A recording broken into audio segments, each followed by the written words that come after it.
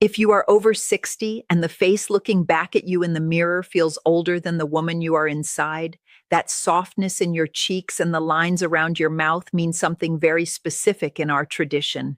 And it has nothing to do with getting old. Listen to me. In Japanese medicine, we have known for more than 1,000 years that the face is fed by tiny channels of blood and energy, and that when those channels grow quiet, the face begins to fall the way a flower falls when no one waters it. But your doctor will not tell you any of this. He will look at your face for half a minute and tell you that this is just what happens, that the creams will help a little, that you can always think about a procedure if you really want to. None of it will work because none of it touches the real problem. Sagging cheeks, soft lines around the mouth, a thinning along the jaw, all common signs of a face whose channels have grown quiet. Most women who come to me have stopped doing the small things that used to make them feel like themselves. They have stopped putting on the earrings because the earrings only call attention to the softness along the jaw. They tried the firming creams, they tried the cold rollers, they tried the cosmetic counters where the woman promised them a miracle in a glass jar and nothing held. Listen to me. You are not failing. You were given the wrong answer for years.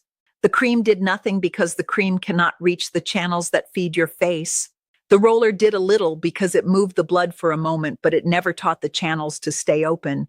The face has been quietly going thirsty for years.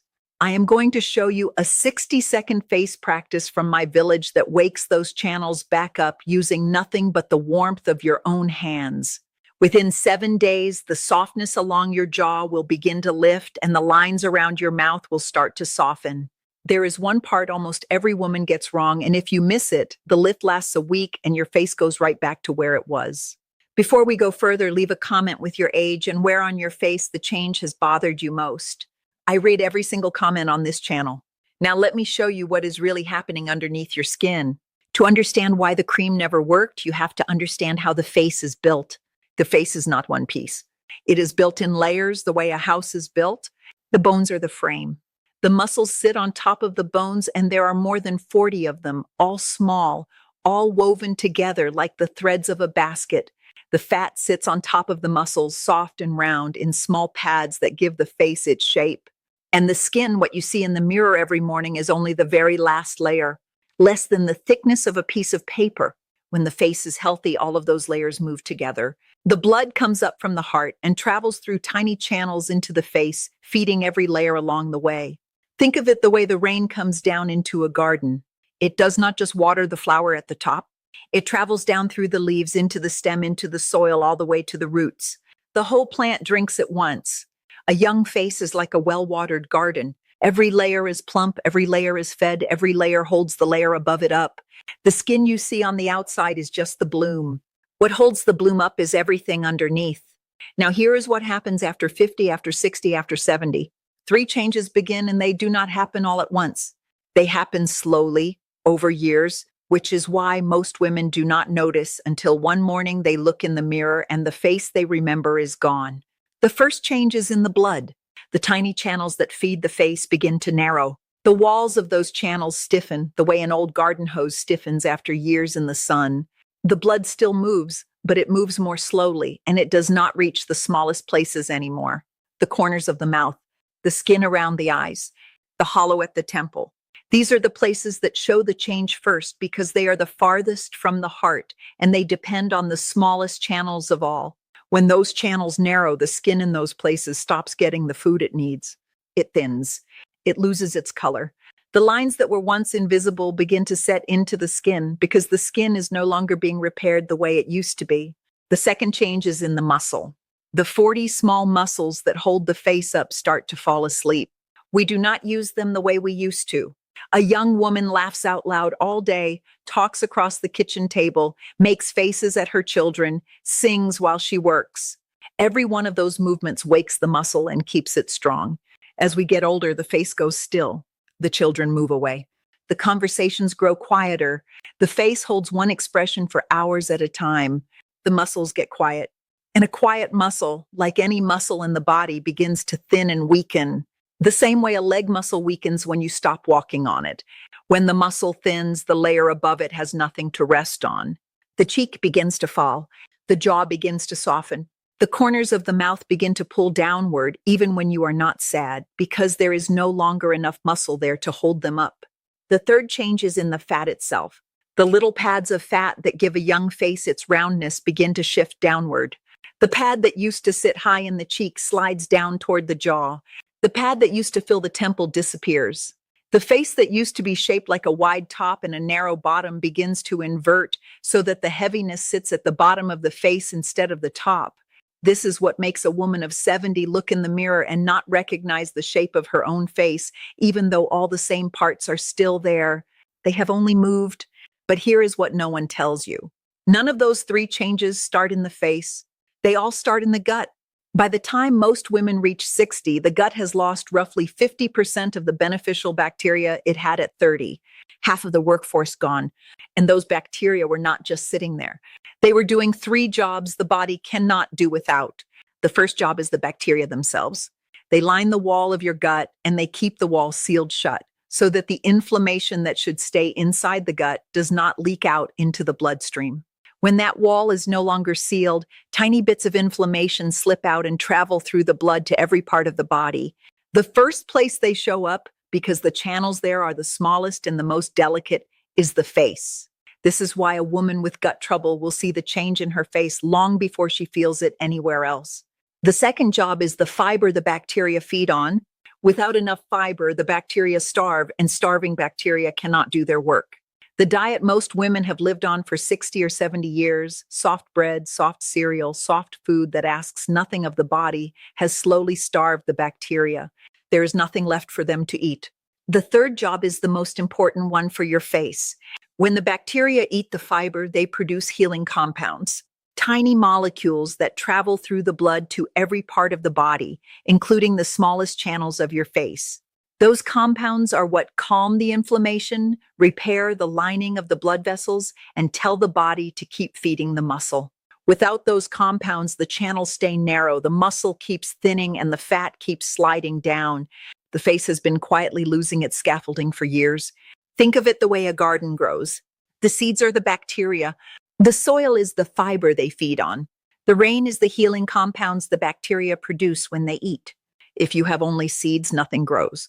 If you have only soil, nothing grows. If the rain falls on bare ground with no seeds, nothing grows. The plant only comes up strong when all three meet at the right time, in the right place, in the right amount. A garden with only one of the three is not a garden. It is just dirt. When the gut loses half of its bacteria, the rain stops falling on the garden of your face. The channels narrow, the muscles starve, the fat shifts down. And every cream you put on the surface is trying to water the flower at the top while the roots are dying. This is why the wrinkles keep coming back. As long as the gut keeps producing the inflammation that started this whole problem, the face keeps thinning from the inside no matter what you put on it. The cream is fighting a fire while someone in the basement keeps throwing matches. Now let me show you the practice from my village that wakes the muscles back up and brings the blood back into the channels of your face. It takes 60 seconds. You do it once in the morning and once at night. You need only your 2 hands and one small thing from your kitchen. The first thing you need is a small jar of warm sesame oil. Plain, untoasted sesame oil from the cooking aisle, not the dark toasted kind that smells of nuts. The light golden kind, the one that has almost no smell at all. About 2 tablespoons in a small glass jar. Warm it by setting the jar in a bowl of hot water for 1 minute until the oil is warm to the touch, but not hot. The warmth matters more than most women understand. Cold oil sits on the skin and stays there. Warm oil sinks into it and carries the warmth of your hands down through the layers, all the way to the muscle. Sesame oil is the oil my grandmother used and her grandmother before her because it is rich enough to feed the skin but light enough to move with the hands. It softens the surface so the muscles underneath can be reached, and it is the oldest cosmetic oil in our tradition. Older than any cream that has ever been sold in any store. The second thing is your hands themselves. Wash them in warm water and rub the palms together for 10 seconds until they are warm. The warmth of your own hands is the most important tool in this practice. It opens the channels in a way that no machine can. Your hands carry your own blood, your own warmth, your own life force, and when you press them against your face, you are giving your face something no cream and no needle can ever give it. Pour a small amount of the warm oil into your palm, about the size of a small coin. Rub your palms together once, just enough to spread the oil evenly across both hands. Then place both palms flat against your face, with the heels of your hands resting on your jaw and the fingertips reaching up towards your forehead. Hold them there for 5 full seconds. Just the warmth, nothing else. This is where the channels begin to open. You are not pressing, you are not rubbing. You are simply telling the face that warmth has arrived. I want to tell you about a woman named Eleanor who came to me from Asheville, North Carolina. She was 72 years old, a retired school teacher, and she had stopped going to her book club because she did not like the way she looked under the lights of the room. She had tried everything: the expensive department store creams that she kept in a row on her bathroom counter, the little rolling tools that her daughter had given her for Christmas, a consultation at a clinic where they wanted to put needles in her face for several $1,000s. She told me she had walked out of that clinic and sat in her car in the parking lot and cried because she could not afford it and because she did not really want it and because she had been told by the woman at the front desk that this was the only thing that would work for a face her age. What was overlooked was that Eleanor's gut was in poor shape. She had been on antibiotics 3 times in the year before she came to me for a sinus problem that kept returning. The bacteria in her gut were depleted. The healing compounds her face needed were not being made. Every cream she was putting on the surface was trying to fix a problem that was happening 3 layers below where the cream could ever reach. And the inflammation that her gut was leaking into her bloodstream was undoing the work of every product she bought faster than the products could ever repair it. I taught her this practice and gave her the gut support she needed to bring the bacteria back. Within 4 weeks, the softness along her jaw began to lift. The lines that ran from the corner of her mouth had reduced in depth by nearly 40%, and her cheeks had come back up enough that she could see the shape of her own face again. She told me, with tears in her eyes, that for the first time in years she had walked past a window in town and not turned away from her own reflection. She said her husband had looked at her over breakfast one morning and asked her what she had done because she looked the way she had looked when they first moved into their house 30 years ago. She told me she did not have words for what that had felt like. After the warming comes the lifting. With the pads of your 3 middle fingers on each hand, press gently into the muscle just under your cheekbone. Not the skin, the muscle underneath. You will feel a firm band there running from the side of your nose toward your ear. That band is the muscle that holds the cheek up. Press, lift the fingers slowly upward and outward toward your temple and release. Do this 10 times on each side. Slow. The lifting takes about 20 seconds. You should feel a gentle warmth spreading across the cheek as you do this because the blood is being called back into the channel that has been quiet for too long. Next comes the jaw. Place your knuckles, not your fingertips, along the line of the jaw, starting at the chin. Press in firmly and slide the knuckles outward along the jaw toward the ear, the way you would smooth a wrinkle out of a tablecloth. 10 times each side. This wakes the muscle that holds the jawline up, the one that has been the quietest for the longest. Of all the muscles in the face, this is the one that goes to sleep first and the one that takes the most patience to bring back. Use your knuckles, not your fingertips, because the knuckles can press deeper without dragging the skin. The last move is the channel of the mouth. Place your index fingers at the corners of your mouth. Press gently and lift the fingers upward toward the cheekbone in a slow curve. 10 times. This is the channel that runs from the corner of the mouth to the eye, and it is the channel that closes first in most women. It is also the channel that responds the fastest. Many women see the corners of their mouth lift before any other change in the face. You do this in the morning when you wake up before you put anything else on your face, and you do it at night after you have washed your face for bed before you sleep. 60 seconds twice a day. Here is what you should expect week by week. In the first 3 days, you will feel warmth in your face for the first time in years. The skin will look brighter when you wake up because the blood is coming back into the channels. You may feel a slight tingling along the cheekbone after you finish the practice.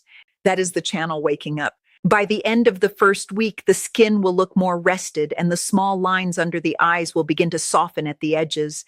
You may not see a major change yet, but you will feel the difference when you touch your face. By the second week, the cheek begins to lift. It is a small change, the kind that you will see first when you smile at yourself in the mirror in the morning. The corners of the mouth come up a little. The softness along the jaw is still there, but the line of the jaw becomes a little clearer. By the end of the second week, your husband or your sister or your closest friend may comment that you look rested, even though you have not slept any differently. By the end of the first month, the change is visible enough that the people in your life will start to comment, even though they will not know what is different. They will tell you that you look brighter, that you look younger, that you look like yourself. By the end of the second month, the lift along the jaw and the cheek is the kind of change that shows up in photographs, not just in the mirror at home. This practice will quiet the surface within 7 days. The lift will begin. The skin will start to look like skin again. But here is what every woman needs to understand. The change will come back if the gut keeps producing the inflammation that started this whole problem in the first place. The practice handles what the muscles do. The gut is what decides whether the channels stay open at all. And the way I tend my own gut every single day, the way the women in my family have for generations, is with kombucha. Because kombucha carries all three of those things at once: the live bacteria, the fiber they feed on, and the healing compounds they produce when they eat.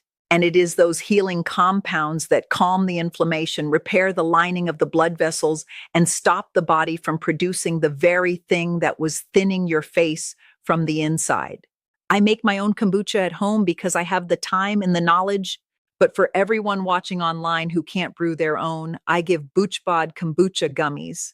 The link is in the description, or you can search BoochBod Kombucha Gummies on Amazon. Now, let me tell you the part of the practice almost every woman gets wrong. After they finish the 60 seconds, they get up and go about their day. They wash off the oil. They put on their regular cream over the top. They walk away. And by the afternoon, the face feels almost the same as it did before. The mistake is washing the oil off. The mistake is rushing. Most women have been taught their whole lives that oil on the face is a problem, that a clean face is a healthy face, that you put a serum on, then a cream over the top of it, then a layer of makeup, and that those layers are doing the work. The skincare aisle has trained us for 50 years to think that the more we put on, the more we are helping. So when an old woman from a Japanese mountain village tells you to put a thin film of warm sesame oil on your face and leave it there, the instinct is to wash it off and put on the cream you trust. The cream that costs $90. The cream that the woman at the counter promised would change everything. But the oil is not a layer that needs to come off. The oil is what carries the warmth and the work of your hands down into the muscle and the channel underneath. When you rinse it off after 60 seconds, you have done the lifting and then immediately close the door on the lift. The blood that came up to the surface goes back down. The muscles that woke up go back to sleep. The channels that opened begin to close again within minutes. You have done the most important work of the day for your face, and then you have undone all of it before you walked out of the bathroom. I see this happen with so many women. They do the practice for a week. They feel the warmth, they see a little change, and then they stop seeing more progress. They come back to me and tell me it stopped working.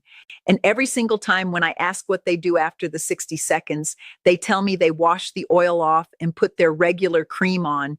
Every time they have done the work and then closed the door on the work, and they did not even know they were doing it. I have seen the same mistake with a different woman, a younger woman of 58, who told me she was doing the practice exactly the way I had taught her. When I asked her to show me, she did the 60 seconds beautifully, and then she reached for a tissue and wiped the oil off her face. She did not even think about it. The wiping had become so automatic that she did not see it as a step at all. She did not realize she was undoing every bit of the work she had just done. The right thing to do is this. After the 60 seconds, leave the thin film of oil on your face. Do not wash it off. Do not put another cream over the top of it. Do not wipe it with a tissue. Do not pat it with a towel. The amount left on your skin is so small that within 15 minutes it will have absorbed completely and your face will not feel oily. It will feel soft. It will feel warm from the inside. During those 15 minutes, the warmth keeps working. The blood stays in the channels. The muscles stay awake. The lift sets. If you are doing the practice in the morning, do it before you eat your breakfast. By the time you have eaten and dressed, the oil will have absorbed and your face will be ready for the day. You can put your makeup on over it if you wear makeup. The makeup will sit on the skin the same as always, and many women find that it sits better than it did before. If you are doing it at night, do it the very last thing before you get in bed, so the oil has the whole night to do its work while you sleep. This is what makes the lift last for months instead of a week. The 60 seconds is not the medicine. The 60 seconds plus the 15 minutes of stillness afterwards is the medicine. What you are really protecting is the moment when an old friend sees you across a room and her face lights up the way it used to, before either of you had to think about how the years had been treating you. It is never too late. The body at 70 and 75 and 80 still knows how to wake up the muscles and open the channels that hold a face together. If this video has helped you, subscribe to the channel so the next one finds you. I make these videos for the women who have been forgotten by the clinics, and the only way more of them find me is when good souls like you bring them along. Share this with your sister, the one who has been hiding her face in photographs too. Tell me in the comments which part of the practice surprised you most. I read every single comment on this channel. The BoochBod Kombucha Gummies I mentioned earlier are linked in the description, or you can search them on Amazon whenever you are ready.